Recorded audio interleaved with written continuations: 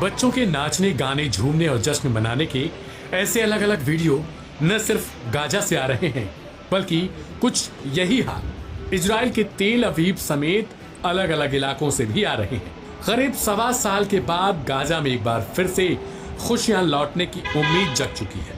अपने हजारों सगे संबंधियों को खोने के बाद अब एक बार फिर से गाजा बसने की कगार पर तैयार हो चुका है। हमास और इजराइल में सीज फायर तय हो चुका है। खबर जैसे ही गाजा और इजराइल के आम लोगों तक पहुंची, उसके बाद लोग जश्न में डूब चुके, क्योंकि 1.25 साल से तकरीबन यह सभी लोग बम, बारूद और गोलियों की आवाज सुन सुनकर थक चुके थे। इतना ही नहीं, बल्कि अपनों को खोने का गम इन्हें लगातार सता रहा था कि अगला नंबर किसका होगा।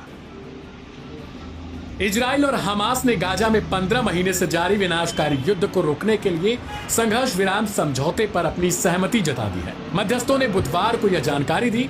इसके साथ ही बंधकों की रिहाई का भी रास्ता तकरीबन साफ हो गया। इजराइल और हमास के बीच सीज फायर कतर और अमेरिका की मध्यस्थता से ही मुमकिन हो सका है। डोनाल्ड ट्रंप की 20 जनवरी की गद्दी संभालने से पहले यह सीज फायर जो बाइडेन प्रशासन के लिए भी बड़ी उपलब्धि के तौर पर देखा जा रहा है। इससे पहले अमेरिका ने मध्यस्थता करके इजराइल और हिजबुल्लाह के बीच भी सीज फायर कराया था। इससे पहले रिपोर्ट सामने आई थी कि इजराइल ने हमास पर नई शर्तें थोपने का आरोप लगाकर सीज फायर पर अड़ंगा लगा दिया, लेकिन नई रिपोर्ट्स के मुताबिक दोनों पक्ष अब सीज फायर पर राजी हो चुके हैं। कतर की राजधानी दोहा में कई हफ्तों की बातचीत के बाद इस समझौते में हमास की ओर से अब चरणबद्ध तरीके से बंधकों की रिहाई, तो दूसरी तरफ इजराइल में सैकड़ों फलस्तीनी कैदियों की रिहाई होगी और साथ ही गाजा में विस्थापित हजारों लोगों को वापस लौटने की अनुमति देना भी शामिल है। समझौते के तहत क्षेत्र में अत्यंत आवश्यक मानवीय सहायता भी पहुंचाई जाएगी।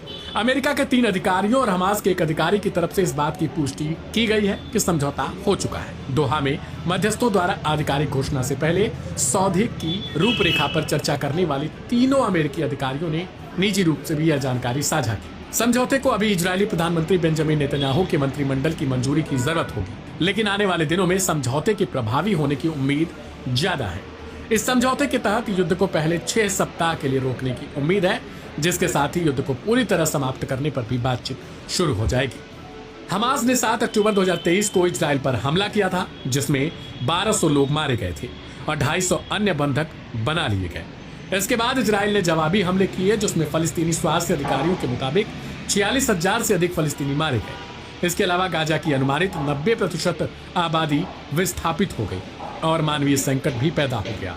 नवंबर 2023 में हुए एक सप्ताह के संघर्ष विराम के दौरान गाजा